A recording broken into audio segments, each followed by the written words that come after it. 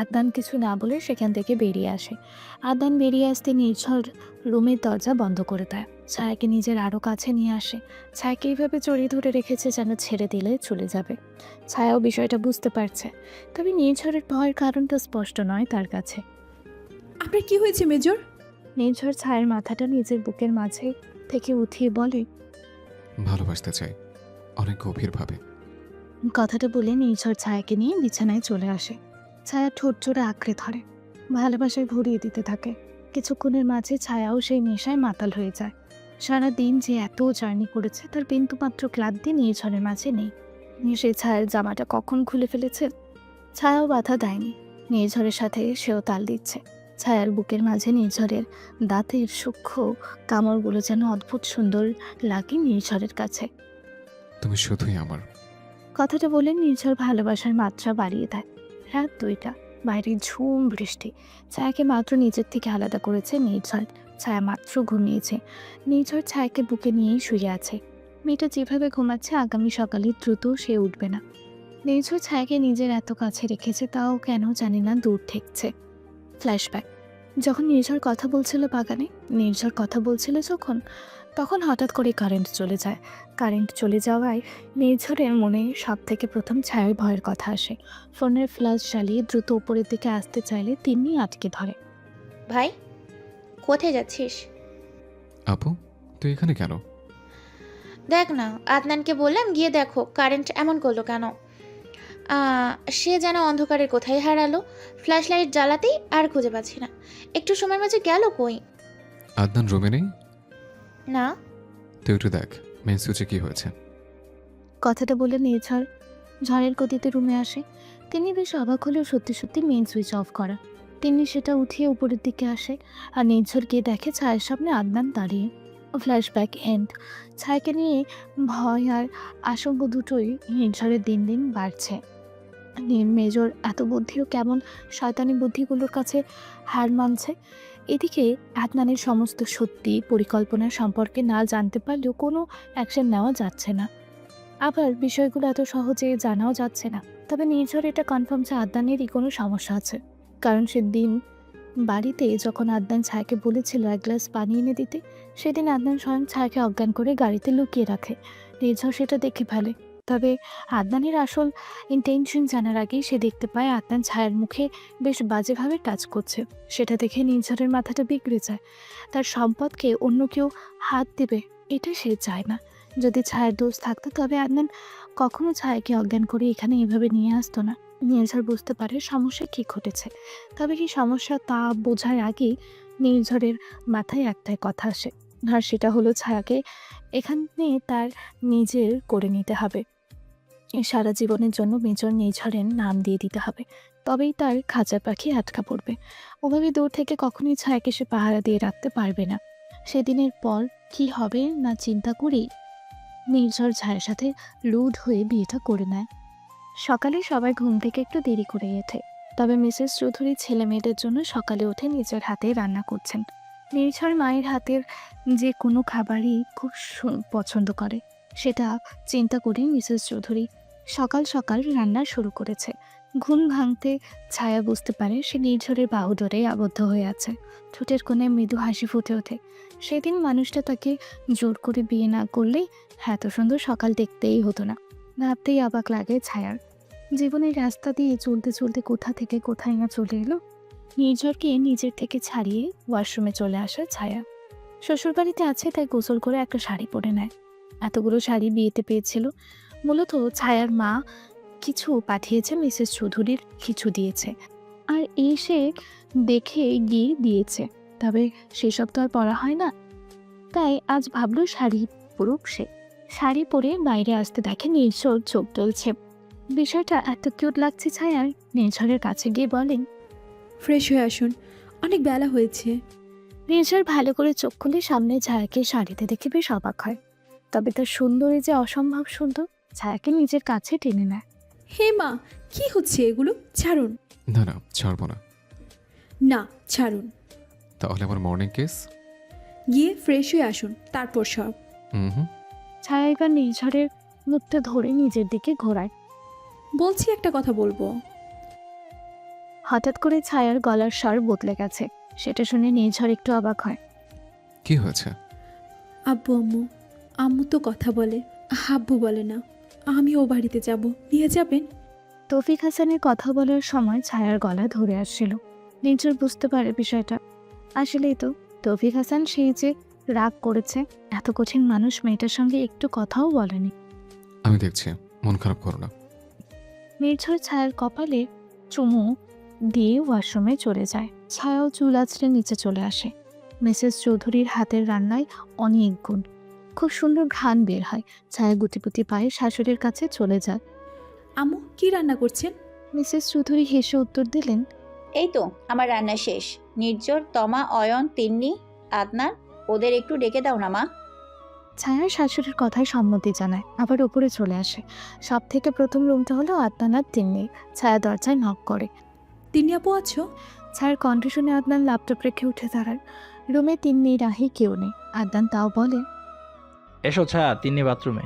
আদনানকে ছায়ার কেমন জানি লাগে। তিন্নি বাথরুমে শুনে ছায়া বলে, সমস্যা নেই ডক্টর ভাইয়া, আপনি আসুন নিচে। আপু রাহিকে নিয়ে আম্মু ডাকছিলেন খেতে, তাই এসেছি। আমি নিচে যাচ্ছি। ছায়া ফিরে নিচের দিকে হাঁটা ধরে। আদনান দ্রুত রুম থেকে বের হয়ে ছায়ার হাত ধরবে, এমন সময় কারো শক্ত হাত আদনানের হাত ধরে বসে। ছায়া বেখেয়ালি মানুষ, বড্ডই বেখেয়ালি। পেছনের বিষয়গুলো খেয়াল না করে নিচে চলে যায়। আদনান হাত ধরা মানুষটার দিকে তাকায়। নির্ঝর খুবই ভয়ঙ্করভাবে তাকিয়ে আছে আদনানের দিকে। কি ব্যাপার শালাবাবু, আপনি এভাবে ধরে রেখেছেন কেন আমাকে? ধরে রেখেছি যাতে এই হাত আমার ভালোবাসার শরীরে স্পর্শ না করতে পারে। আদনান মৃদু হাসে। অনেকগুলো বছর ধরে আমি তোমাকে দেখছি, তোমাকে বেশ ভালো করে চিনি। কাউকে হঠাৎ করে এত ভালো কিভাবে লাগলো? নির্ঝর আদনানের কথায় বিশ্বজয় করা বাঁকা হাসি হাসল। যার সাথে যার বিয়ে লেখা। কথাটা বলে নির্ঝর নিচে চলে আসে। আদনান পায়ের নিচে থাকা পাপোশটা কুচলে দিচ্ছে। জীবনে প্রথম কারো কাছে হেরে গেছে বলেই মনে হচ্ছে। হারবো না নির্ঝর, হারবো না। কিসে হারবেন না ভাইয়া? নোহার কণ্ঠ শুনে আদনান একটু ঘাবড়ে যায়। নোহা, তুমি এখানে? না, আপনি বিড়বিড় করছিলেন নির্ঝর ভাইয়ের কাছে হারবেন না। কিসে হারবেন না? তেমন কিছুই না, শালা দুলাভাই মস্করা করছিলাম। নিচে এসো, আম্মু খেতে রাখছে। কথাটা বলে আদনান নিচে চলে যায়। নোহারে কেন জানি না বিষয়টা ভালো লাগে না। ভ্রুকুচকে কিছু সময় চিন্তা করে, তারপর ভাবে হয়তো তারই মনের ভুল। সবাই একসাথে খাবার খাওয়ার পর লিভিং রুমে বসে গল্প করছেন। এমন সময় বাইরে কালো হয়ে আসে। মেঘ করেছে, বৃষ্টি হবে। ছায়া চৌধুরী বাড়ির বাগানের দিকে তাকায়।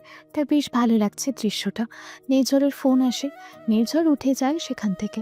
তিন্নি রাহিকে নিয়ে উপরেও যায়। মেয়েটা ঘুমোবে। মিসেস চৌধুরী আর নোহার রান্নাঘরে চলে আসে। ছায়া উঠে বাগানের দিকে হাঁটা ধরে। সুন্দর মেঘ করেছে। মেঘের একটা অদ্ভুত গুণ আছে, মনের অবস্থার সাথে কেন জানি না বেশ মিশে যেতে পারে।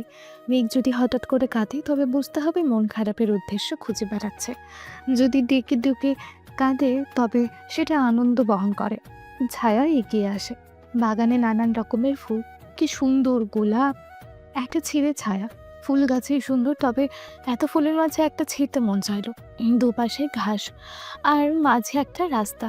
ছায়া সেই রাস্তা দিয়ে হাঁটছে। এমন সময় বৃষ্টি শুরু হলো। দূর থেকে দাঁড়িয়ে ছায়ার বৃষ্টি উপভোগ করাটা কেউ দেখছে। সে আর কেউ নয়, আদনান। তার মুখে একটা শয়তানি হাসি। এগিয়ে যাও ছায়া, আরেকটু এগিয়ে যাও। ছায়া এগিয়ে যেতে হঠাৎ করে স্লিপ করে।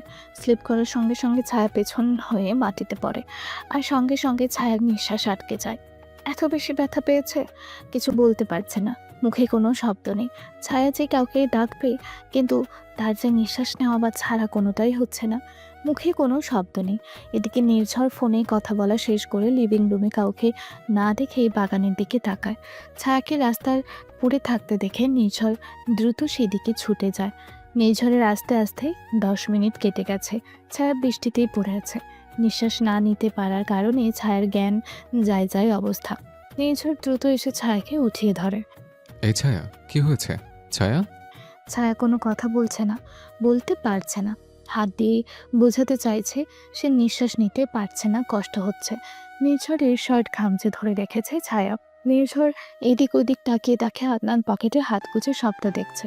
বুঝতে আর বাকি নেই সেই কোনো কিছু করেছে। নির্ঝর জোরে তিন্নিকে ডাকে। তিনি ভাইয়ের ডাকে দ্রুত বের হয়। সবাই দৌড়ে আসে। ছায়ার এমন অবস্থা দেখে নোহা প্যানিক করা শুরু করে। আদনান ভাই, দেখুন না, ছায়া, দেখুন, ওকে একটু দেখুন। আদনান এবার চিন্তিত হয়ে বলে।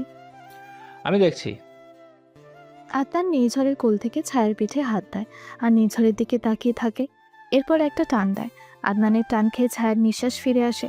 কোনো মতে সে নিঃশ্বাসটা নিতে পারছে। আদনান নির্ঝরের কানে ফিসফিস করে বলে, ছুতে দিব না, এত জেদ ভালো নয়। দেখ, নিজেই তাকে ছুঁয়ে দেওয়ার জন্য আকুতি করলে। কথাটা বলে সে সেখান থেকে সরে আসে। সবাই ভিজে গেছে। ছায়া এত ব্যথা পেয়েছে, নড়তেই পারছে না। নির্ঝরের ফর্সা মুখ লাল হয়ে গেছে। সে দ্রুত ছায়াকে নিয়ে ওপরে চলে আসে। নির্জর, ছায়ার জামাটা পাল্টে দে বাবা। মিসেস চৌধুরীর কথায় শুধু হুঁ জবাব দিল নির্ঝর। ছায়াকে রুমে এনে ওয়াশরুমে নিয়ে যায় নির্ঝর। ছায়ার অবস্থা তার সহ্যই হচ্ছে না, আর আদনানের কাজে তার রক্ত গরম হয়ে যাচ্ছে। তবে এই মুহূর্তে ছায়া বেশি গুরুত্বপূর্ণ, তাই সে দ্রুত ছায়ার জামা বদলে দেয়। ছায়াকে এনে বিছানায় শুইয়ে দেয়। মেয়েটা এখনো নিঃশ্বাস নিচ্ছে, যেন তার ভীষণ কষ্ট হচ্ছে। সন্ধ্যা হয়ে গেছে। মেঘের ঢাকা আকাশ আরো কালো বর্ণ ধারণ করেছে। একাধারে বৃষ্টি হচ্ছিল এতক্ষণ, এখন একটু থেমেছে। তবে আকাশটা যেন আবারও কান্না করে দেবে সেই রকমই দেখা যাচ্ছে। নির্ঝর ছায়ার পাশেই বসে আছে। সে কখন খাবার খাইয়ে ওষুধ দিয়েছিল, তারপরেই ছায়া ঘুমিয়ে গেছিল আর উঠে নাই ঘুম থেকে। মিসেস চৌধুরী আর নোহা নিচে ছিল। দুজনেই একসাথে বসে আছে। নোহা ছায়াকে নিয়ে ভীষণ চিন্তিত। মা বাপকে এখনো বলেনি, যদি তারা শুনে তারাও চিন্তা করবে। আসলে ছোট থেকে ছায়ার শরীরটা বেশি একটা ভালো থাকে না, বিশেষ করে ওর হঠাৎ হঠাৎ পানি অ্যাটাক আর নেক্টোফোবিয়াটার জন্য তৌফিক হাসান ভীষণ ভয়ে থাকতো সবসময়। নোহা, জি মা। ছায়া পড়ে গেল কি করে? ও তো আমাদের সাথেই ছিল, তাই না? আসলে মা, আমরা তো চলে এলাম যে যার মতো। এরপর ও বাগানে গেছিল, একা একাই গেছিল। মিসেস চৌধুরী নোহার দিকে তাকিয়ে থাকে। আসলে হয়েছিল কি, কিছুক্ষণ আগে তখন মিসেস চৌধুরী রুমেই ছিল। মিসেস চৌধুরীর রুম থেকে বাগানটা দেখা যায়। উনি কথা বলতে বলতে জানালার কাছে এসে দেখেন আদনান বাগানের রাস্তায় বসে কিছু একটা করছে। তবে বিষয়টা তিনি অতটা আমল করেনি, কারণ আদনান যেখানে খুশি সেখানে যেতে পারে। কিন্তু আদনানের যাওয়ার পরে ছায়ার অ্যাক্সিডেন্টের বিষয়টা এত অদ্ভুতভাবে মিলছে কেন? মিসেস চৌধুরী আর কিছুই বলে না। এই বিষয়গুলো নিয়ে নির্ঝরের সঙ্গে আলোচনা করা প্রয়োজন। নোহা, যাও একটু খাবার নিয়ে যাও ওদের রুমে। ঠিক আছে মা। অয়ন আসবে একটু পর, ওকে বাহিরে পাঠিয়েছিলাম, ও আসলে একটু খেয়াল করিও। আমি রুমে যাচ্ছি, আমার ভালো লাগছে না। ঠিক আছে মা। মিসেস চৌধুরী উপরে চলে যায়। নোহা চা নাস্তা নিয়ে উপরে আসে। নির্ঝরা ছায়া ঘুমিয়ে এসে আওয়াজ করে। ভাইয়া। ভেতর থেকে নির্ঝর বলে। নোহা, এসো। নোহা খাবার নিয়ে ভেতরে চলে আসে। ভাইয়া, এগুলো কোথায় রাখবো? ইস আপু, তোমাকে সব কে করতে বললো? আরে ভাইয়া, সমস্যা নেই। এখানে রাখো। নোহা খাবারটা টেবিলে রাখে। ছায়ার দিকে এগিয়ে আসে। ছায়ার চোখ খুলে তাকায়। আসলে নোহার কণ্ঠ শুনে ঘুম ভেঙেছে ছায়ার। নোহা ছায়ার মাথায় হাত বুলায়। কি রে, শরীর ভালো লাগছে? আপু, মাথা ব্যথা করছে রে। চা এনেছি। আমি খেতে চাই। ওর তাহলে। ছায়া নোহার হাত ধরে উঠে বসে। সামনে নির্ঝর নিরিবিলি ছায়াকে দেখছে। ছায়া সামনে তাকিয়ে আবারও বোনের দিকে তাকায়। নে, চা খা। অয়ন হয়তো চলে আসবে। আমি নিচে যাই। কথাটা বলে নোহা চলে যায়। নির্ঝরও হাতে চাটা নিয়ে ছায়ার কাছে বসে। কি হয়েছে? কি হবে? ভাবছি নোহা তার বরকে নাম ধরে ডাকে, আর এদিকে আমার বউ আমাকে আপনি থেকে তুমি পর্যন্ত বলতে পারলে না। পারবো না, তুমি বলতে। আপনিই সুন্দর। তাই নাকি? হুম। নির্ঝর হাসে। আপনিই বলো, সমস্যা নেই। মিসেস চৌধুরী আর নির্ঝর দুজন বসে আছে। রুমে এই মুহূর্তে পিনপদর নীরবতা। নীরবতা ভেঙে নির্ঝর বলে ওঠে। বিষয়গুলো কি লক্ষণীয় নয় মা? আমাকে ভাবাচ্ছে সব কিছু। আমি বুঝতে পারছি না কি হচ্ছে আমার আশেপাশে। মা, তুমি চিন্তা করো না, তোমার প্রেশার বেড়ে যাবে। আমার তিন্নি আর রাহির যেন কিছু না হয় নির্জর। নির্ঝর এই মুহূর্তে ভীষণ চিন্তায় পড়ে গেছে। কি বলবে সে? মাকেই বা কি সান্ত্বনা দেবে? আসলে এই বিষয়গুলো কেমন ঘটছে, কেনই বা ঘটছে? চলো ডিনার করতে যাই। ছায়া তো ডিনার করতে নিচে আসতে পারবে না। সমস্যা নেই, আমি ওকে নিয়ে আসবো। না, অসুস্থ মানুষ দরকার নেই। মা, আমার তো আর বেশি দিন নেই, তাই না? কথাটা বলে নির্ঝর চলে যায়। আসলে মায়ের মনটা ভালো হয়ে যাবে সবাই একসাথে ডিনার করলে। এই জন্য নির্ঝর চাইছে সবাই একসাথে ডিনার করুক। নির্ঝর রুমে গিয়ে দেখে ছায়া বসে আছে, ফোনে কিছু করছে। নির্ঝর এসে ছায়ার সামনে দাঁড়ায়। ছায়া ফোন দেখে নির্ঝরের দিকে তাকায়। চলো নিচে গিয়ে ডিনার করি। কিন্তু আমার তো আমি নিয়ে যাচ্ছি। আসলে মায়ের মনটা ভালো না, সব একসাথে ডিনার করলে তার ভালো লাগবে। ঠিক আছে। ছায়া দুহাত বাড়িয়ে দেয়। নির্ঝর হেসে ছায়াকে পাজা কোলে তুলে নেয়। ছায়াকে নিয়ে নিচে আসে। সবাই সেখানে বসে আছে। নির্ঝর আর ছায়াকে পাজা কোলে তুলে নিচে এসেছে, এটা দেখে আদনানের একটু বেশিই রাগ হচ্ছে। তিন্নির দিকে তাকিয়ে দেখে তিন্নি হাসছে। আদনান তিন্নির কানের কাছে এসে বলে, হাসছো কেন? খুব মজা লাগছে বিষয়টা। আজও মজা না, ওদের ভালোবাসা সুন্দর। এভাবে বউকে নিয়ে আসাটা বেহায়াপনা। আদনান, ওর কোমরে পায়ে ব্যথা পেয়েছিল। তা কি হয়েছে? তুমি থামো। নির্ঝর ছায়াকে নিয়ে ডাইনিং টেবিলে বসায়। একসাথে সবাই মিলে খাবার খায়। রাতের ডিনার শেষে যে যার রুমে চলে যায়। ছায়া শুয়ে আছে। নির্ঝর ওয়াশরুম থেকে বের হয়ে ছায়ার পাশে শুয়ে পড়ে। ছায়াকে নিজের বুকে নিয়ে আসে। মানুষটার বুকে ছায়া কেন জানি না ভালোবাসা খুঁজে পায়। কি অদ্ভুত ভালো লাগা, চোখ বন্ধ করলেই ভালোবাসা টের পায়। ছায়া মুগ্ধ নির্ঝরের ব্যবহারে। নারীর পাশে যখন তার ব্যক্তিগত পুরুষ ঢাল হয়ে থাকে না, তখন পৃথিবীর সব নেগেটিভিটি কেটে যায়। হাজারজন যদি তাকে ভুল বলে, শুধুমাত্র তার ব্যক্তিগত পুরুষ তাকে সঠিক বললেই হয়। ওই হাজারজন মানুষের ভুল বলাটাও তখন হালকা হয়ে যায়। যদি কোনো পুরুষ কোনো নারীকে ভালোবাসে, তবে সে কতটা সুন্দর তা দেখে নয়, তার চরিত্র দেখেই ভালোবাসবে। নারী কেন জানি না তার ব্যক্তিগত পুরুষকে জীবনের সব কথা বলতে পারে। সেই মেয়েটা সত্যি খুব ভাগ্যবতী, যার ব্যক্তিগত পুরুষ তার প্রতিটা কথা ধৈর্য সহকারে শোনে। ভালোবাসা সুন্দর, শুধু একটু গুরুত্ব দেওয়া শিখো প্রিয়। খুব সকাল সকাল যখন সূর্যমামা হালকা করে পৃথিবীর দিকে উঁকি দিচ্ছে, তখন ছায়ার ঘুম ভেঙে যায়। কাল এত ঘুমিয়েছে আর রাতেও সকাল সকাল ঘুমিয়েছে, তাই আর ঘুমটা হচ্ছে না। ঘুম থেকে উঠে নিজেকে বেশ চাঙ্গা বলেই মনে হচ্ছে। শরীরের ব্যথা এখন আর নেই। নির্ঝর ছায়াকে নিয়ে নির্ঝরের থেকে তারপর উঠে ফ্রেশ হয়ে নেয়। নির্ঝরের রুমের ব্যালকনিটা বেশ সুন্দর দেখা যায় সকালবেলায়। ছায়া সেই দিকে যায়। ব্যালকনিতে একটা বসার জন্য বেঞ্চের মতো। ছায়া সেখানে বসে। বেশ ভালো হাওয়া দিচ্ছে। এই সময় গরম গরম 1 কাপ দুধ চা হলে বেশ জমে যেত ব্যাপারটা। কালকে বৃষ্টি হয়েছে সারাদিন, সেই জন্য নিচে পানির ফোঁটা চকচক করছে। সুন্দর, অসম্ভব সুন্দর। ছায়া মৃদু হাসে, তবে হঠাৎ করে নিজের পাশে কারোর অস্তিত্ব টের পায় ছায়া। মাথা ঘুরিয়ে পাশে দেখে তার স্বামী 2 কাপ চা নিয়ে তার পাশে বসেছে। ছায়া নির্ঝরের দিকে অবাক হয়ে তাকিয়ে আছে। কিভাবে বুঝলেন আমি উঠে গেছি? তুমি আমার নেশা ছায়া, তোমার গ্রান না পেলে ঘুম হয় না আমার। এই মুহূর্তে তুমি চা মিস করেছিলে, তাই ভাবলাম নিয়ে আসি। ছায়া অপলক দৃষ্টিতে তাকিয়ে আছে নির্ঝরের দিকে। আসলেই তো সে চায়ের কথাই ভাবছিল। নির্ঝর তার কথা কিভাবে এত সহজে বুঝে যায়। ছায়া নির্ঝরের থেকে চায়ের কাপ নিজের হাতে নিয়ে নেয়। চেয়ে চুমুক দিয়ে ছায়া বলে, খুব সুন্দর হয়েছে। বউয়ের জন্য সবসময় সুন্দর কিছুই বানাতে হয়, বুঝছেন ম্যাডাম? বুঝেছি। ছায়া নিজের মাথাটা নির্ঝরের কাঁধে রাখে। দুজনেই পূর্ব দিগন্তে উদিত হওয়া সূর্যের আবহাওয়া উপভোগ করছে। এত সুন্দর কেন সবকিছু?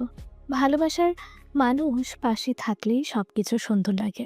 প্রেম এমন কেন হঠাৎ করে দরজা দিয়ে ভেতরে চলে আসে? প্রেম সত্যিই অদ্ভুত। সেখানে দুইজনের সুন্দর কিছু মুহূর্ত কাটে, তবে তাদের দুজনকে দূর থেকে কেউ দেখছিল। তার তীক্ষ্ণ দৃষ্টি যেন ভস্ম করে দেবে সবকিছু। আদনানের হাতে থাকা কাচের গ্লাসটি তার হাতে ভেঙে টুকরো হয়ে যায়। এত আদিক্ষে দেখানো নির্ঝর? ছায়া আমার, ওর শরীরটা দিয়ে আমার অনেক কাজ আছে। ওকে তোর হারাতেই হবে। হবেই, আমি কথা দিলাম। ওর শরীরের উপর আমার অধিকার। আমি ওকে সুস্থ করে তুলেছি শুধুমাত্র ব্যবহার করব বলে। আমার সুস্থ 1000 পাখি তুই নিয়ে গেলি। না, এমন তো হবে না, কখনোই না। আদনান তার ব্যালকনি থেকে রুমে চলে আসে। রুমে আসতেই দেখে রাহি নাড়াচাড়া করছে ঘুমের মাঝে। আদনান দ্রুত রাহির পাশে শুয়ে রাহিকে আগলে নেয়। মেয়েটার ঘুম না ভাঙে সকাল 9টা। সবাই টেবিলে বসে ব্রেকফাস্ট করছে। মিসেস চৌধুরী ছায়াকে উদ্দেশ্য করে বলে, মা, তোর ব্যথার কি অবস্থা? হ্যাঁ মা, এখন ভালো আছে, একেবারে ঠিক হয়ে গেছে। ছায়ার উত্তর শুনে তিন্নি বলে ওঠে। তাহলে চলো আজকে ঘুরতে যাই সবাই মিলে।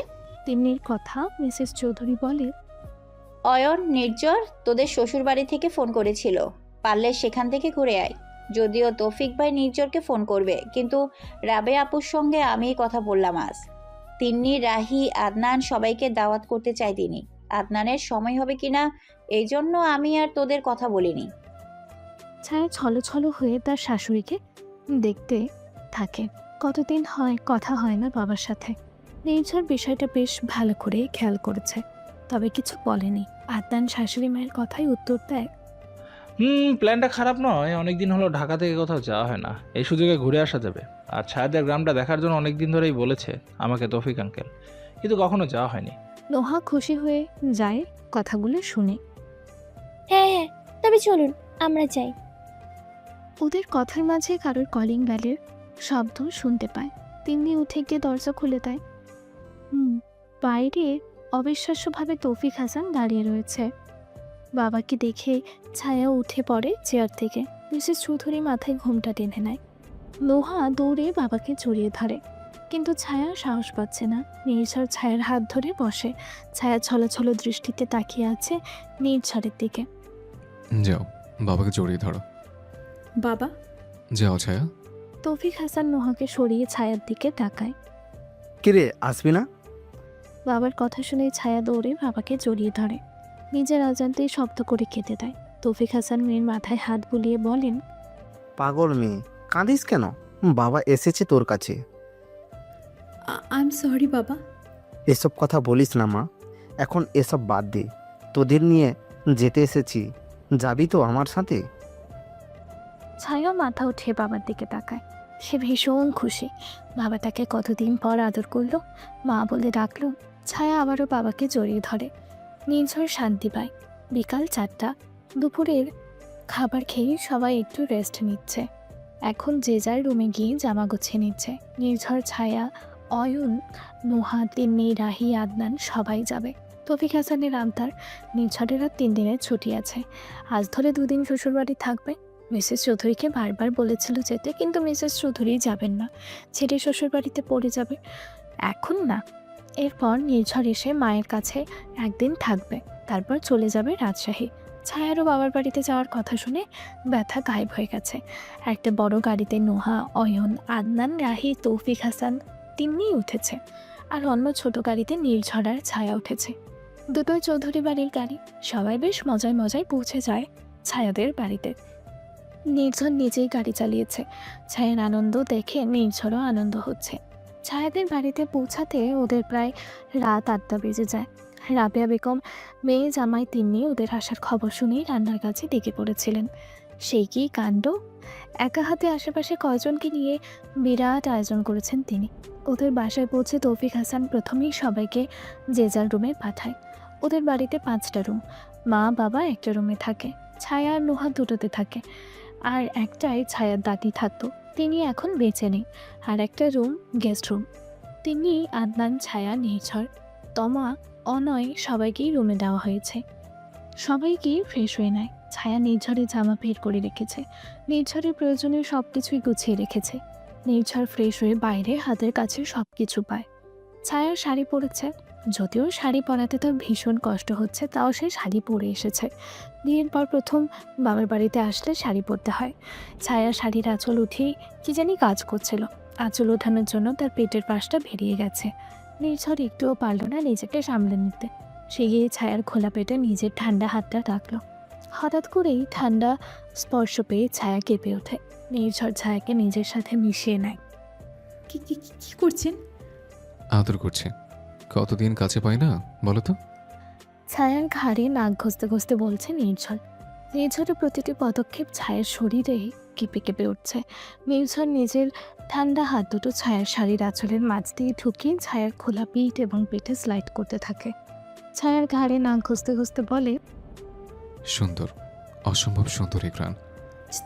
ছাড়ুন, মা বলেছে নিচে ডিনার করতে যেতে।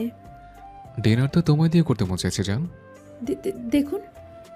দেখতে তো চাইছে জান, নির্ঝরের মাতাল করা কণ্ঠ শুনে ছায়ার শরীরের লোমগুলো দাঁড়িয়ে গেছে। নির্ঝর ছায়ার ঘাড়ে এক হাত দিয়ে ছায়ার ঠোঁট চোরা দখল করে নেয়। ছায়াও আর কিছু বলতে পারে না। নির্ঝরের চুলের মাঝে হাত নিয়ে শক্ত করে চেপে ধরে। নির্ঝরের হাতগুলো ছায়ার পেট হয়ে ধীরে ধীরে উপরের দিকে অগ্রসর হচ্ছে। ছায়ার ব্লাউজের একটা বোতাম খোলা বিদ্যমান। এমন সময় রাবেয়া বেগম কণ্ঠ শুনে ছায়া দ্রুত নির্ঝরকে ধাক্কা মারে। ঘটনা এত দ্রুত ঘটেছে যে নির্ঝর কিছুই বুঝতে পারছেন। রাবেয়া বেগম দরজায় এসে বলে, ছায়া মা, জামাইকে নিয়ে খেতে আয়। আসছি মা। রাবেয়া বেগম আর কিছুই বলে না, সেখান থেকে চলে যায়। ছায়া নির্ঝরের দিকে তাকিয়ে বলে, যান, দ্রুত গেঞ্জি চেঞ্জ করে নিন, আমি আসছি। ছায়া গিয়ে ফ্রেশ হয়ে একটা জামা পরে নেয়। নির্ঝর বেচারা বিছানায় বসে বলে, শাশুড়িও কিনা শেষমেশ আমার রোমান্সে বাধা দেয়। রাতের খাবারে রাবেয়া বেগম অনেক কিছু তৈরি করেছেন। নির্ঝর সাধারণত এত খাবার একসঙ্গে কখনোই খায় না, তবে শাশুড়ির এত ভালোবাসা দেখে নির্ঝর সব থেকে একটু করে হলেও সবগুলো খাবারই খেয়েছে। খাওয়া শেষে সবাই মিলে এক জায়গায় বসে আছে। ছাদের ড্রয়িং রুমটা ছোট, তবে বেশ গোছানো। আর এদিকে আশেপাশ থেকে জামাইদের দেখতে মানুষ অনেক এসেছে। তবে এখন রাত হয়েছে, 12টা বাজতে গেল। সবাই যে যার বাড়িতে চলে গেছে। রাবেয়া বেগম জামাইদের আনা মিষ্টি সহ সব ফল ভাগ করে আশেপাশে দিয়ে এসেছে। প্রথমবার শ্বশুরবাড়িতে আসলে মাছ আনতে হয়। নির্ঝর আর অয়ন দুজনেই বড় বড় মাছ নিয়ে এসেছিল। রাবেয়া বেগম সেগুলো উঠাতে ব্যস্ত, কারণ এত সময় সবাই থেকে সেগুলো কাটাকুটি করছে। ছায়া মায়ের আঁচলের নিচে নিচে ঘুরে বেড়াচ্ছে। এত বেশি মা বাবা পাগল মেয়েটা। মায়ের সঙ্গে সব কিছু সে দেখেছে। এদিকে নির্ঝর একা একা বসে আছে। ছায়া তো তার কাছে আসতে ইচ্ছেন না। জায়গাটা তার ফাঁকা ফাঁকা লাগছে। বুকে একাকাশ কষ্ট নিয়ে বসে আছে সে। সবাই কথাবার্তা বলছে। ছায়া, জাগিয়ে দেখ জামাইয়ের কিছু লাগবে কিনা। কেন, তোমার সাথে থাকলে সমস্যা কি? সমস্যা নাই, কিন্তু তোর বর, তুই একটু খেয়াল করবি না কি লাগবে কি লাগবে না। কি খেয়াল করব? যা লাগবে চেয়ে নেবে। একটা অচেনা জায়গায় এসে চেয়ে নেবে? হ্যাঁ। মার খাবি, যা জামাইয়ের কাছে যা। তুমি খালি বকো। আমি বকি না, আমি সত্যি কথা বলি। ছায়া রান্নাঘর থেকে ড্রয়িং রুমে চলে আসে। নির্ঝর ছায়াকে দেখে একটু খুশি হয়ে যায়, তবে সে খুশি ক্ষণস্থায়ী। রাহি বায়না ধরে বলে, নতুন মাম্মি চলো না, তোমাদের বাড়ির ছোট্ট বাগানটায় কি সুন্দর রাতের ফুল ফুটেছে। রাহির কথায় তিন্নি বলে, না রাহি, এখন রাত মা, চলো ঘুমাতে যাব। কাল সকালে দেখো, সব জায়গায় ঘুরে দেখো। এখন আর যাওয়া যাবে না। হ্যাঁ, আসলে বৃষ্টি হচ্ছে তো, কোথা থেকে কি থাকে, এই জন্যই। তুমি এখন ঘুমাও, কাল সকালে আমরা ঠিক বাগান দেখব। ছায়ার কথায় সব থেকে বেশি নির্ঝর খুশি। এরপর যে যার রুমে চলে যায়। ছায়া ফ্রেশ হয়ে একটা গেঞ্জি আর প্লাজো পরেছে। বৃষ্টি হলেও এখন বেশ গরম পড়েছে। আসলে এটা যে কোন মাস এটাই বোঝা মুশকিল। ক্যালেন্ডারে শরৎকাল, কিন্তু বর্ষার গ্রীষ্মকালের মাঝামাঝি চলছে মাঝখান থেকে। আয়নার সামনে এসে চুলগুলো আঁচড়ে বেঁধে নিল ছায়া। ছায়া চুলে বেনি করে না কখনো, সবসময় কাঁকড়া বা ক্লিপ দিয়ে উঁচু করে বেঁধে রাখে। এটা তার ছোটবেলার অভ্যাস। তো সেই মতোই সে চুল বেঁধে ঠোঁটে একটু লিপ বাম দিচ্ছিল। এমন সময় পেছন থেকে কেউ তার চুল থেকে কাঁকড়া ক্লিপটা টেনে খুলে ফেলে। হঠাৎ করেই এমন হওয়ায় মেঘ একটু অবাক হয়। পেছনে তাকিয়ে সে দেখতে পায় নির্ঝর দাঁড়িয়ে। গেঞ্জি আর প্যান্টে তাকে এত সুন্দর দেখায়। আসলে বিষয়টা হলো ভালোবাসার। যখন কাউকে ভালোবেসে ফেলবে তখন অদ্ভুত রকমভাবে তার প্রতিটা রূপই ভালো লাগবে। নির্ঝর ছায়ের কোমরে ধরেই নিজের কাছে নিয়ে আসে। অনেক পালিয়েছো জান, আর পারবে না। আমি কোথায় পালালাম? নির্ঝর হাসে। তার থুতনি ছায়ার ঘাড়ে। ছায়ার শরীর যে অসম্ভবভাবে কম্পিত হচ্ছে তা নির্ঝর বেশ টের পাচ্ছে। এত কাছে সে ছায়ার এসেছে, এতবার এসেছে, তাও ছায়া এখনো ঠিক প্রথম দিনের মতোই কাঁপাকাঁপি করে। বিষয়টা নির্ঝরের ভালো লাগার জায়গা। নির্ঝর ছায়ার গেঞ্জির হাতাটা নামিয়ে কাঁধটা বের করে নেয়। সেখানে ঠোঁট ছোঁয়াতে ছায়া আরও কেঁপে ওঠে। শক্ত হাতে নির্ঝরের গেঞ্জি ধরে বসে। নির্ঝর কিছু না বলেই ছায়াকে নিয়ে বিছানায় চলে আসে। রুমের লাইট বন্ধ করে লাল ড্রিম লাইটটা জ্বালিয়ে দেয়। রুমটা এসি নেই, তবে জানালা আছে বড় বড়। সেগুলো অবশ্য বন্ধ, তবে ওপাশের একটা জানালা খোলা, যেটা দিয়ে বহিরাগত হাওয়া আসছে ভেতরে। সেই হাওয়া ওদের শরীরকে ছুঁয়ে দিচ্ছে। কিছুক্ষণ আগেই বেশ গরম ছিল, কিন্তু হঠাৎ করে কোথা থেকে মেঘ ভেসে এলো আকাশে, আর গর্জনের শব্দ। হঠাৎ মেঘের গর্জনে রুমে থাকা ড্রিম লাইটটাও বন্ধ হয়ে গেল। বোঝা গেল কারেন্ট চলে গিয়েছে। ছায়া লাল ড্রিম লাইটটা বন্ধ হয়ে যাওয়ার সঙ্গে সঙ্গে নির্ঝরের বুকে মুখ লুকায়। নির্ঝর একটু হাসে। তার স্ত্রী যে অন্ধকারে ভয় পায়, এটা অবশ্য ভালোই হয়েছে। মন ভরে আলোতে দেখা যায় ছায়াকে। লজ্জা পেলেও কিছু করার নেই ছায়ার। সে অন্ধকার সহ্য করতে পারে না। নির্ঝর নিজের ফোনে ফ্ল্যাশটা অন করে। ছায়া পিটপিট করে তাকায়। নির্ঝর তার উপরেই আছে। ভালো করে চোখ খুলতে ছায়ের সামনে তার ভালোবাসার পুরুষের অসম্ভব সুদর্শন সেই চেহারাটা ভেসে ওঠে। হাত বাড়িয়ে নির্ঝরের কপাল থেকে চুলগুলো সরিয়ে দেয় ছায়া। নির্ঝর বুঝতে পারে তার স্ত্রীও এখন রোম্যান্টিক মোডে চলে এসেছে, তাই নির্ঝরের কপালটা এগিয়ে দেয়। ছায়া সেখানে চুমু খায়। ভালোবাসার পুরুষের কপালে চুমু খেয়েছ কখনো? অসম্ভব ভালো লাগা কাজ করে। নির্ঝর একে একে ছায়া শরীরে থাকা গেঞ্জি সহ সব কিছুই খুলে ফেলেছে। ছায়া লজ্জায় নির্ঝরের বুকে মুখ লুকায়। নির্ঝর ছায়াকে নিজের দিকে ঘোরায়। আমার দিকে তাকাও ভালোবাসা। ছায়া পিটপিট করে তাকায়। বিষয়টা নির্ঝরের কাছে অনেক কিউট। নির্ঝর ছায়ার ঠোঁট জোড়া দখল করে নেয়, ভালোবাসায় ভরিয়ে দিতে থাকে। ছায়ার ঠোঁটে চুমু দেওয়া অবস্থায় নির্ঝরের হাত বিচরণ করছে ছায়ার পুরো শরীরে। ছায়ার শরীরে শিহরণ দিয়ে উঠছে। নির্ঝর ছায়ার পুরো শরীরে নিজের হাত বিস্তার করে। প্রিয়তমার শরীরের প্রতিটা অংশে নিজের ঠোঁট স্পর্শ করায়। রাত 2টা। ছায়া ক্লান্ত, তবে যা ক্লান্ত হলে কাজ হতো সে ক্লান্ত নয় এখনো। একে তো দূর জার্নি করেছে, তার উপর কাল নিশ্চিত সকালে ঘুম থেকে উঠতে হবে। নির্ঝর এখনও তার আগেই অনুভবের রাজ্যেই আছে। মেজর, ছাড়ুন আর না, অনেক রাত হয়েছে। জান, এত ঝাড়ঝাড় করে কেন? সারাদিন দূরে থেকেছ। মিথ্যা কথা, সব সময় আপনার সাথেই ছিলাম। ছিলে না। আর যাব না আপনার সাথে, বুঝেন কেমন লাগে? ছায়ার একটা কথায় নির্ঝরের প্রচণ্ড রাগ উঠে যায়। ছায়ার মুখটা ধরে নিজের দিকে ফেরায়। নির্ঝরের লাল চোখ দুটো দেখে ছায়া ভয় পেয়ে যায়। কি বললি তুই? কিছু বলিনি, ছাড়ুন প্লিজ, ভুল হয়ে গেছে। ছায়ার ওপর আরও হিংস্র হয়ে যায় নির্ঝর। আসলে এই সময়টা নির্ঝরের মাথা এমনি ঠিক থাকে না। তার মধ্যে যদি ছায়া চলে যাওয়ার কথা বলে, তাহলে ছায়াকে বাঁচাবে কে? ভুল হয়ে গেছে, ভুলে বলে ফেলেছি, আই এম সরি। কোনো সরি নেই, ইটস পানিশমেন্ট টাইম। এইভাবে রাত কাটে। বাইরে যতই বৃষ্টি হোক, ঠান্ডা আবহাওয়া হোক, ভেতরে আবহাওয়া গরমই থাকে। শেষ রাতের দিকে নির্ঝর নিজের হাতে ছায়াকে গোসল করিয়ে শুইয়ে দেয়। তবে বেচারির ভেতরে কোনো রকমের এনার্জি বেঁচে নেই, যা দিয়ে সে চোখ খুলে তাকাবে। নির্ঝর হাসে। আসলেই আজকে একটু বেশি রুড হয়ে গিয়েছিল সে। ছায়াকে হারানোর কথা নির্ঝরের কল্পনাকেও ভয়ঙ্কর বানিয়ে দেয়। সকালে সবার জন্য নাস্তা বানাচ্ছেন রাবেয়া বেগম। সবাই এখনও ঘুমিয়ে আছে। আসলে কাল অত দূর জার্নি করেছে, ঘুম হওয়াটা স্বাভাবিক। রাবেয়া বেগম আর কাউকে ডাকলেন না। নাস্তা বানাতে বানাতে সকাল 10টা বেজে গেছে। নিজের হাতে ডাইনিং টেবিলে সবটা গুছিয়ে রাখেন রাবেয়া বেগম। খাবার গোছানো শেষ হলে তিনি দ্রুত সবাইকে ডাকতে যায়। ছায়ার রুমের সামনে এসে আওয়াজ দেয়, ছায়া, ছায়া মা, উঠে পড় মা, অনেক বেলা হয়েছে, খেতে আয়, জামাইকে নাস্তা করাবি না? রাবেয়া বেগমের কণ্ঠ শুনেই নির্ঝর ঘুম থেকে উঠে যায়। ঘুম থেকে উঠে ছায়াকে পাশে ঘুমন্ত অবস্থায় দেখাটা নির্ঝরের স্বভাব। ছায়ার কপালে চুমু দিয়ে নির্ঝর শাশুড়িকে উদ্দেশ্য করে বলে, আম্মু, আসছি আমরা, আপনি খাবার দিন।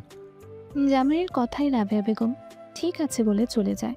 নির্ঝর ছায়ার কাছে গিয়ে ছায়াকে নিজের বাহু জুড়ে নিয়ে নেয়। ছায়ার চুল সরিয়ে কপালে চুমু দেয়। উঠো যান। ছায়া একটু নড়ে চড়ে ওঠে, কিন্তু চোখ খুলে না। নির্ঝর মৃদু হাসে। ছায়ার কপালে আরও চুমু খায়, ঠোঁটে চুমু খায়। নির্ঝরের চুমুর যন্ত্রণায় ছায়া চোখ খুলে বিরক্তি নিয়ে তাকায়। ছাড়ুন, কি করছেন? বউকে ঘুম থেকে উঠাচ্ছে। এভাবে কে ঘুম থেকে উঠায়? আমি উঠাই। ছায়া নির্ঝরের থেকে সরে আসে। এভাবে ঘুম থেকে উঠায় না, এভাবে আহ্লাদ করে। তেমন একটা মাত্র বউ, আহ্লাদ করবো না। ছাড়ুন, ওয়াশরুমে যাব। সমস্যা নেই, আমি নিয়ে যাই। কথাটা বলে নির্ঝর ছায়াকে কোনো উত্তর দেওয়ার সুযোগ না দিয়ে ওয়াশরুমে নিয়ে আসে। ছাড়ুন আমাকে, উফ ছাড়ুন। এত ছাড়ি ছাড়ি কেন করো? তা আমি এভাবে হয় নাকি? হয়, এভাবেই হয়। ওয়াশরুমের মাঝেও ছায়ার শান্তি নেই। কিছুক্ষণ পর সবাই একসাথে সকালের খাবার খেতে বসে। আদনান খাবার খেতে খেতেই বলে, তা ছায়া, নোহা তোমাদের বাসায় যে এসেছিল একটু ঘুরতে নিয়ে যাবে না নাকি?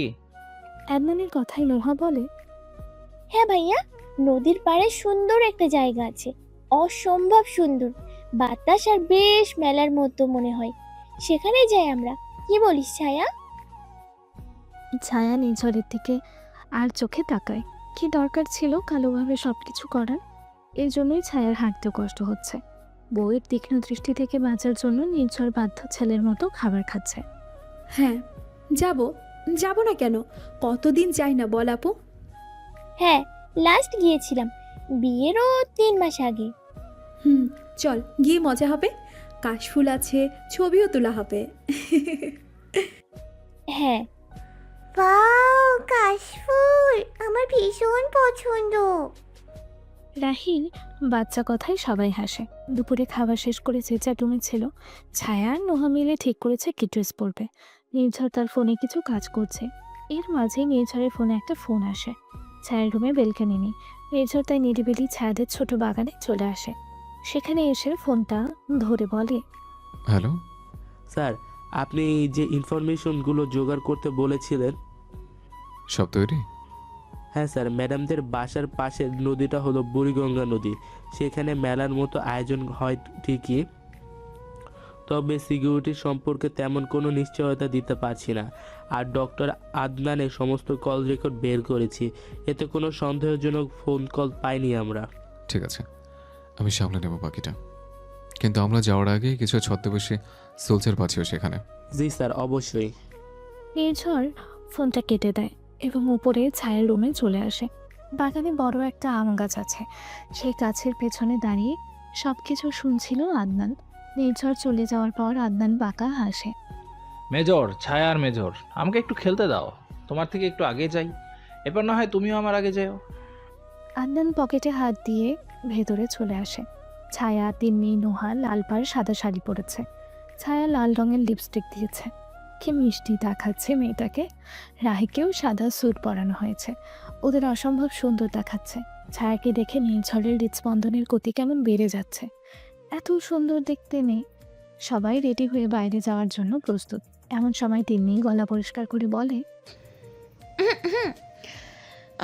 দুই ভাই যেভাবে বউদের দেখছিস মনে হচ্ছে জীবনে দেখিসনি। আরে আসার পরেও দেখতে পারবি। আর এভাবে হাঁ করে তাকিয়ে থাকিস না, চল নাহলে সূর্য মামা চলে যাবে। তিন্নির কথায় দুই ভাই বেশ লজ্জা পায়। তারা বেরিয়ে পড়ে। তিন্নি হাসে। এই সময়টা তার জীবনেও ছিল।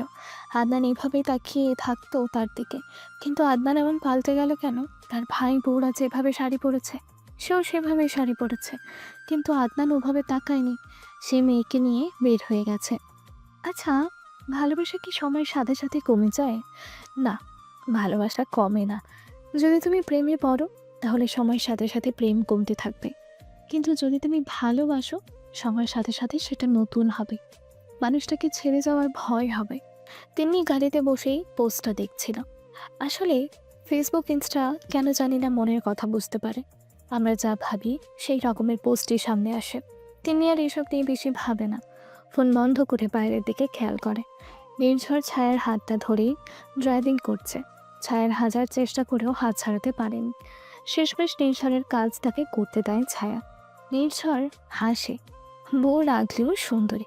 কিছুক্ষণ পর তারা সবাই নদীর পাড়ে পৌঁছে যায়। সেখানে কাশফুলের বেশ বড় বড় ঝোপ আছে। ছায়া নির্ঝরের হাতে ফোনটা দিয়ে ছবি তুলে দিতে বলে। ওরা ছবি তোলা নিয়ে ব্যস্ত হয়ে পড়ে। কিছুক্ষণ পর বেশ কিছু ছবি উঠিয়ে ছায়া নির্ঝরের হাত ধরে নদীর কাছে নিয়ে আসে। এখানে বসুন। নির্ঝর ছায়ার কথা মতো তার পাশে বসে। ছায়া নিজের মাথাটা নির্ঝরের কাঁধে ঠেকায়। জানেন, আমার অনেক দিনের স্বপ্ন ছিল মনের মিল যার সাথে ঘটবে তার সাথে এখানে আসব, এরপর তার কাঁধে মাথা রাখবো, সামনের নদী দেখব। নির্ঝর ছায়া কথায় এই কাজে মুগ্ধ। এই নিরিবিলি চুপচাপ থাকা মেয়েটা এত স্নিগ্ধভাবে ভালোবাসতে পারে। নির্ঝর ছায়ার মাথায় নিজের মাথাটা ঠেকায়। ভালোবাসি ছায়া। নির্ঝরের মুখে ভালোবাসে শুনে ছায়া মাথা উঠিয়ে তাকায়। কি বললেন? ভালোবাসি। মেজর, আবার বলুন প্লিজ, আবার বলুন। নির্ঝর এবার জোরে বলে, ভালোবাসি ছায়া, ভীষণ ভালোবাসি। ছায়াও নির্ঝরের কথায় খিলখিল করে হাসে। দূরে দাঁড়িয়ে সবটা পর্যবেক্ষণ করছে আদনান। ভালোবাসো নির্ঝর, অনেক ভালোবাসো। একটু সময় দাও, এরপরে শরীরটা আমার। আদনান পুরোই সাইকোদের মতো হাসছে। এই মুহূর্তে তাকে যে দেখবে সেই ভয় পেয়ে যাবে। সন্ধ্যার গণ্ডি পেরিয়ে এখন রাতের শুরু। নদীর পাড়ে এখন মেলা বসেছে। ওরা সবাই মিলে একটা স্টলের কাছে দাঁড়িয়ে চটপটি খাচ্ছিল। আরও অনেক কিছু খাবার সহ খেলনা ইত্যাদি জিনিস উঠেছে। সময়ের সাথে সাথে অনেক মানুষ এসেছে এই জায়গায়। নির্ঝর এত মানুষ দেখে একটু ভয় পেয়ে যায়। নিজেকে নিয়ে যতটা না ভয় পায় তার থেকে বেশি ভয় পায় ছায়াকে নিয়ে। নির্ঝর ছায়ার হাতটা শক্ত করে ধরে, কিন্তু ছায়ার হাতটা কেন জানি না অদ্ভুত ঠেকালো তার। নির্ঝর পাশে ফিরে দেখে ছায়াই দাঁড়িয়ে সেখানে। নির্ঝরের মনটা তাও ধুপ করে উঠল। এক মুহূর্তের জন্য নির্ঝর ছায়ার হাত ছাড়েনি। এই চটপটি খাওয়ার সময়টা হাতটা ছেড়েছিল। ছায়া নির্ঝরকে ভাবতে দেখে নির্ঝরের হাত ধরে বলে, কি ভাবছো? না কিছু না, বাড়িতে চলো। চলো। আদনান সবাইকে নিয়ে বাড়িতে চলে আসে। ছায়ার ভিতরে কেমন অদ্ভুত পরিবর্তন লক্ষ্য করছে নির্ঝর। তবে বিষয়টা কি শুধু সেই লক্ষ্য করেছে নাকি লক্ষণীয় বিষয়টা? নির্ঝরের মনটা অদ্ভুত এক ভয়ে পরিপূর্ণ হয়ে আছে। যতটা নিজেকে বোঝাচ্ছে ততটা সব কিছু ঘোলাটে হয়ে যাচ্ছে। এরই মাঝে রাবেয়া বেগম বলেন সবাইকে ফ্রেশ হয়ে খেতে আসতে। সবাই যে যার রুমে চলে আসে। ছায়া আর নির্ঝরও রুমে আসে। নির্ঝর ফ্রেশ হয়ে বাইরে বেরিয়ে দেখে ছায়া হাতে থাকা চুড়িগুলো খুলছে। নির্ঝর এগিয়ে যায়। তুমি চুরি কখন পড়লে? ও মা, খেয়াল করোনি? আমি তো যাওয়ার আগেই চুরি পরেছিলাম। নির্ঝরের ভ্রু কুঁচকে যায়, চোখে মুখে রাখের ছাপ ফুটে ওঠে। কে তুমি? আজব কে আমি? ছায়া, তোমার ছায়া।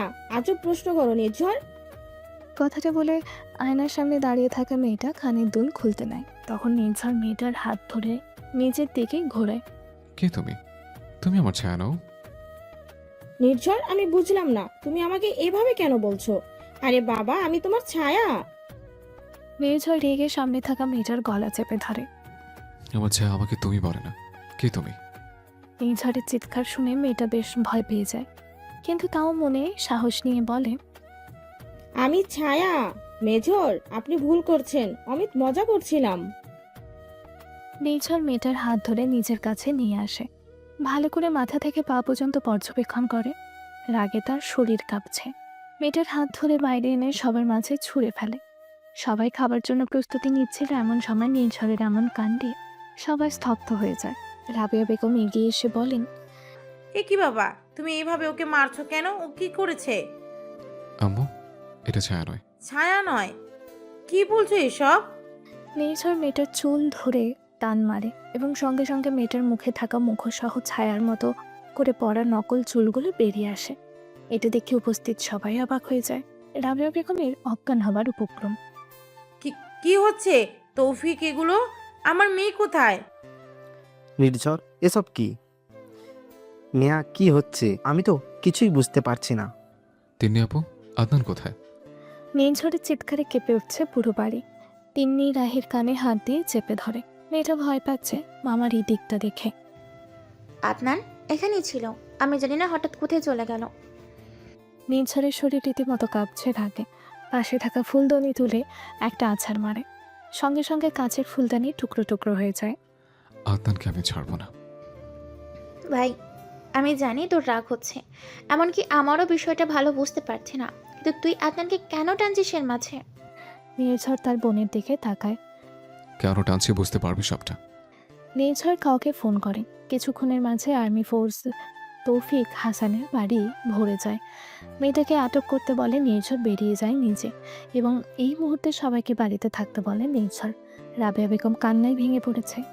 তিনি এতটুকু বুঝতে পারছে তার মেয়েটা ভালো কোথাও নেই, খারাপ কিছুই হয়েছে মেয়েটার সঙ্গে। তেমনি রাহিকে নিয়ে রুমে চলে আসে। আদনানকে 100 বার কল করেছে, কিন্তু সে কল তুলছে না। তিনি এবার অনেক চিন্তায় পড়ে যায়। দ্রুত সে মিসেস চৌধুরীকে কল করে।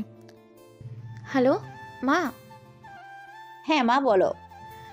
মা, এখানে খুবই বড় একটা ঘটনা ঘটে গেছে। কি হয়েছে? সবটা খুলে বলে। মিসেস চৌধুরী অবাক হয়ে যায়। কি বলছিস এসব? হ্যাঁ মা। নির্ঝর কোথায়? ভাই বেরিয়ে গেছে। যে ভয় পাচ্ছিলাম তাই ঘটে গেল। কি ভয় মা? মিসেস চৌধুরী কিছু বলতে গিয়েও থেমে গেলেন। তুই রাহিকে ঘুম পাড়িয়ে দে, আমি দেখছি। মিসেস চৌধুরী ফোন কেটে দেয়। অন্ধকার একটা সাঁতসাতে পরিবেশ রুম। এর মাঝে একটা চেয়ারে শক্ত করে বাঁধা অবস্থায় আছে ছায়া। চোখ দুটো আঠার মতো লেগে আসছে। ছায়া চেয়েও চোখ খুলতে পারছে না। অনেক কষ্টে নিজের চোখ জোড়া একটু ফাঁকা করে ছায়া। চোখ খুলে এমন অদ্ভুত একটা জায়গায় নিজেকে দেখে বেশ অবাক হয়। মাথা উঠে হাত পান ঝাড়তে গিয়ে টের পায় তার শরীর বাঁধা। ছায়া ভালো করে চোখ খুলে বুঝতে পারে সে চেয়ারে বাঁধা। পরিবেশ অন্ধকার। ছায়া অন্ধকার দেখে বেশ ভয় পেয়ে যায়। মেজর, মেজর, আপনি কোথায়? আমার ভয় করছে মেজর।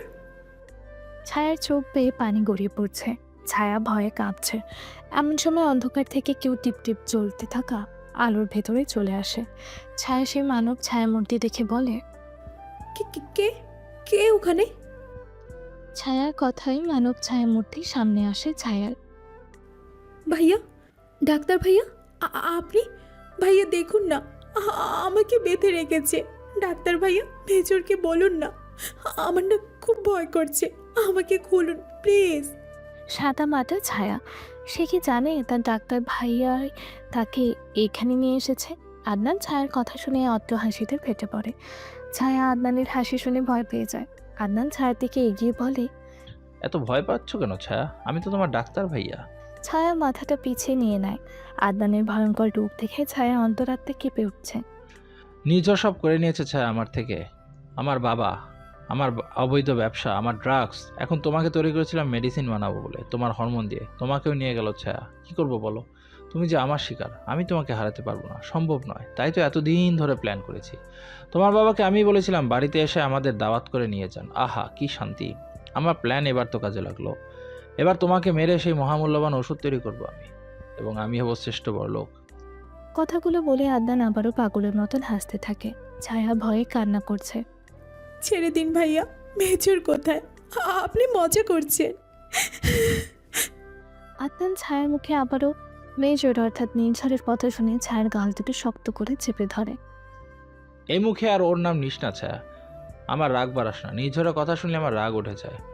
আদনানের কথা এবং কাজে ছায়ের ভয়ে শ্বাসকষ্ট শুরু হয়ে যায়। অতিরিক্ত কান্না এবং ভয়ের কারণে সে ঠিকমতো নিঃশ্বাস নিতে পারছে না। ছায়াকে নিঃশ্বাস নিতে স্ট্রাগল করতে দেখে আদনান আরও পাগলের মতন হাসতে থাকে। কষ্ট হচ্ছে? পানি খাবি ছায়া? পাবি না। এদিকে ছায়ার নিঃশ্বাস বন্ধ হয়ে আসার উপক্রম। অনেকটা সময় স্ট্রাগল করার পর ছায়া জ্ঞান হারায়।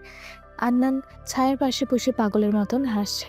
এর মধ্যে ওখানে পাহাড়ে থাকা একটা ছেলে ভিতরে চলে আসে। বস, আদনান সেই ছেলেটার দিকে তাকায়। বস, খবর এসেছে। মেজর নির্ঝর ইতিমধ্যে সারা দেশে রেড বসিয়ে দিয়েছে। আমাদের একটাও জাহাজ ধরা পড়েছে। ওরা হয়তো খুব তাড়াতাড়ি আপনার গোপন ফ্যাক্টরি সম্পর্কেও জেনে যাবে। আপনি দ্রুত এই মেয়েটাকে দিয়ে যা করার করে চায়নার দিকে রওনা হন। আদনান কেমন পাগলের মতন আচরণ করছে। ওর মাথার চুলগুলো কেমন উলুঝুলু হয়ে আছে। এই দেখে সামনে থাকা ছেলেটাই ভয় পেয়ে যায়। সামনে থাকা ছেলেটার নাম আকাশ। সে হলো আদনানের অ্যাসিস্ট্যান্ট। আদনান বাদে যদি তার পুরো কৃতকর্মের কথা কেউ জানতে পারে, সে হলো আকাশ। আদনান মাথায় যে সমস্যা আছে তা ঠিক আন্দাজ করা কঠিন। সেইভাবে আকাশ সব জানলেও আদনানের মানসিক অবস্থা সম্পর্কে জানতো না। পুরো শহর মাথায় তুলে ফেলেছে নির্ঝর। এই 7-8 ঘন্টার ব্যবধানে নির্ঝরের চোখে মুখের অবস্থা ভীষণ করুণ হয়ে গেছে। নির্ঝর পাগলের মতন হয়ে গেছে। নির্ঝরের মনটা কেমন ভেঙে গেছে। বুকের ভেতর কষ্ট হচ্ছে। চিন্তায় অস্থির নির্ঝর। 1 সেকেন্ডের জন্য বসে থাকতে পারছে না। মেজরের এই অবস্থার জন্য সেখানে পুরো আর্মি ফোর্স অস্থির হয়েছে। সবাই চেষ্টা করছে, তবে আদনানের বুদ্ধির সঙ্গে কেউই পেরে উঠছে না।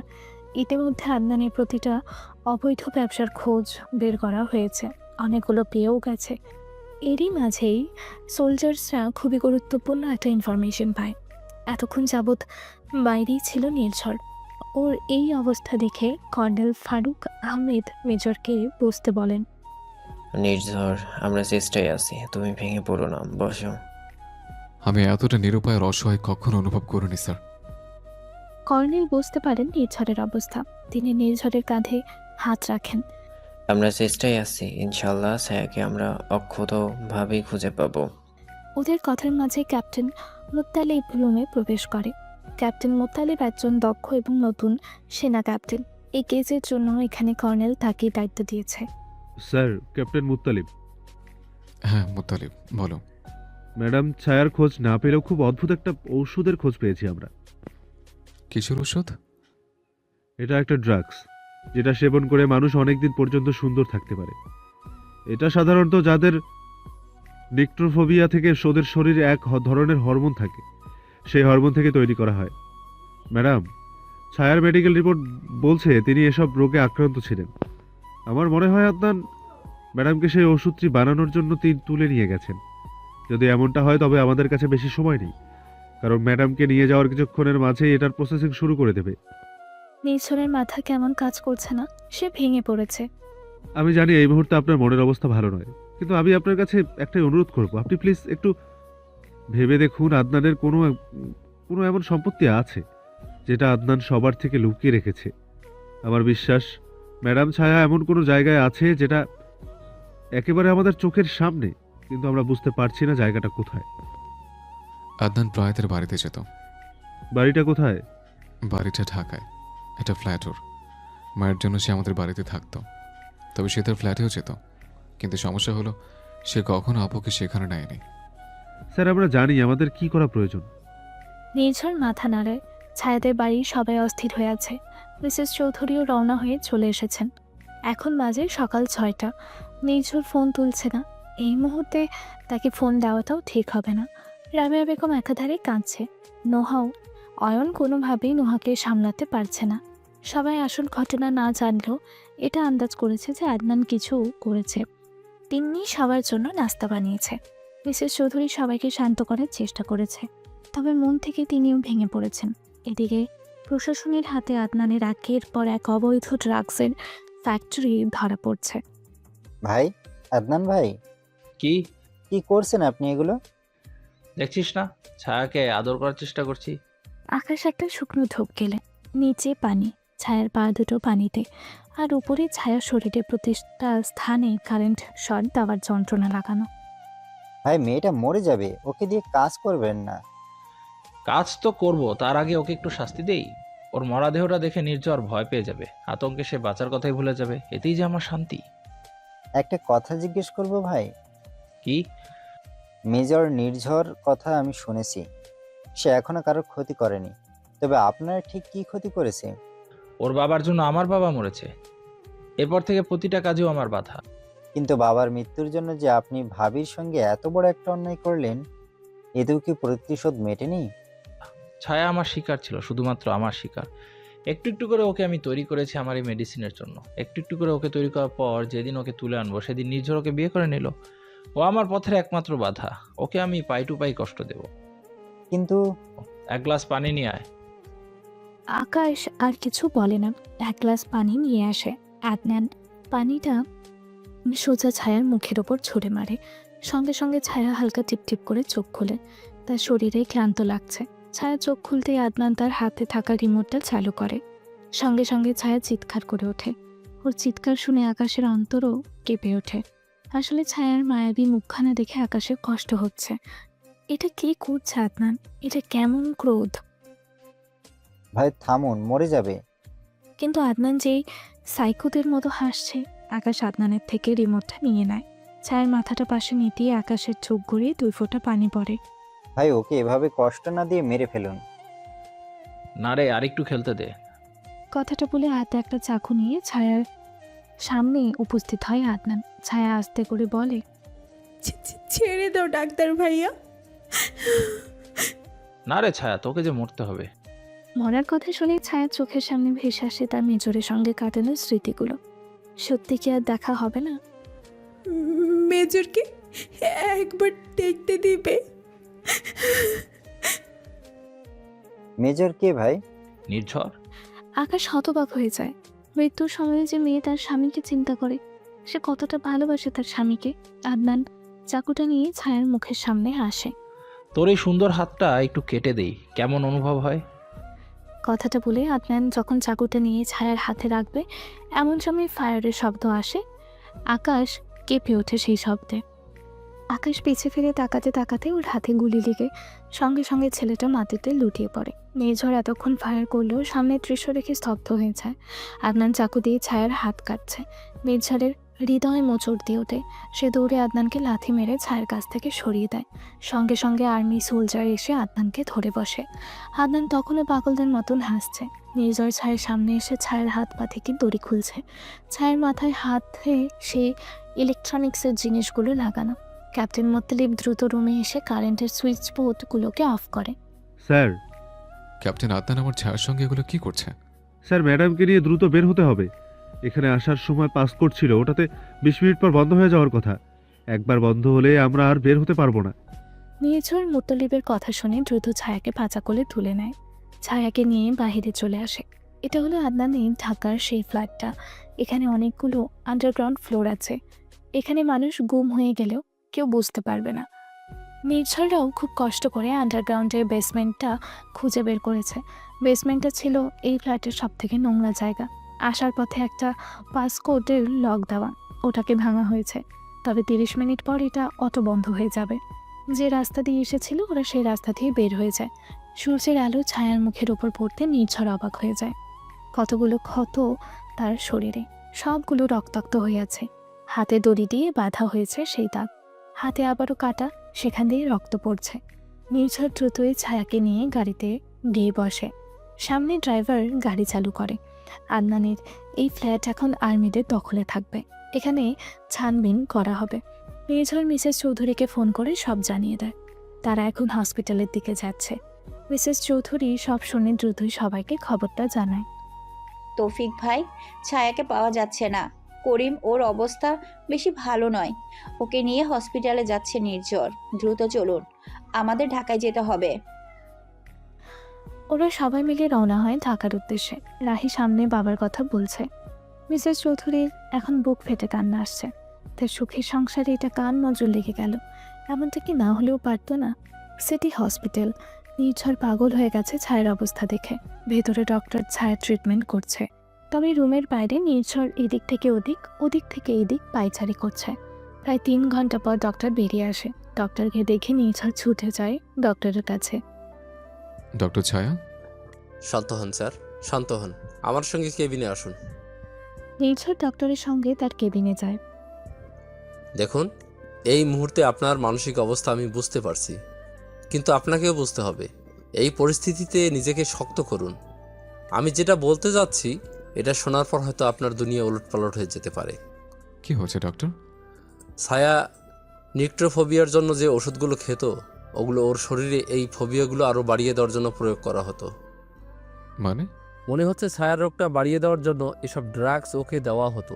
এতে সাময়িক সময়ের জন্য ওর শরীর ভালো থাকতো, আর সবাই ভাবতো ও হয়তো সুস্থ হয়ে যাচ্ছে। আমি ওর পুরো বডি চেক করেছি। ওকে অনেকবার কারেন্ট শক দেওয়া হয়েছে। এতে ভীষণ ক্ষতি হয়েছে ওর ব্রেনের। একটু হলে রক্তক্ষরণ শুরু হতো। এতে করে ছায়াকে বাঁচানো সম্ভব হতো না।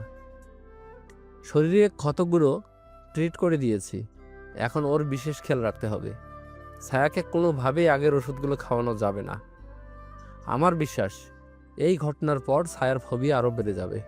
কিন্তু এর থেকে বের করতে হলে ওকে ঘুরতে নিয়ে যাবেন। সব সময় ওকে এমন অনুভব করাবেন যে আপনি ওর সাথে আছেন। কোনো ওষুধের দ্বারা এসব সমস্যার সমাধান হবে না। নির্ঝর ভীষণ ভেঙে পড়ে। শক্ত বলিষ্ঠ দেহের অধিকারী মেজর নির্ঝর। কত রকম ট্রেনিং পাস করে সে মেজর হয়েছে তার ঠিক নেই। তাই মেজর কিনা ভালোবাসার সামনে হেরে যাচ্ছে। বিষয়টা অদ্ভুত, তাই না? আসলে অতটাও অদ্ভুত নয়। আপনি যখন কাউকে মন দিয়ে দেবেন তখন পুরো দুনিয়ায় সব কিছু তুচ্ছ মনে হবে।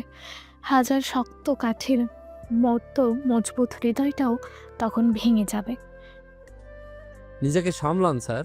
এই মুহূর্তে আপনার স্ত্রীর প্রয়োজন আপনি। আর হ্যাঁ, ওনাকে ওষুধ দেওয়া হয়েছে। আগামী 12 ঘন্টা উনি ঘুমিয়ে থাকবেন। আপনারা প্লিজ এটা নিয়ে চিন্তা করবেন না।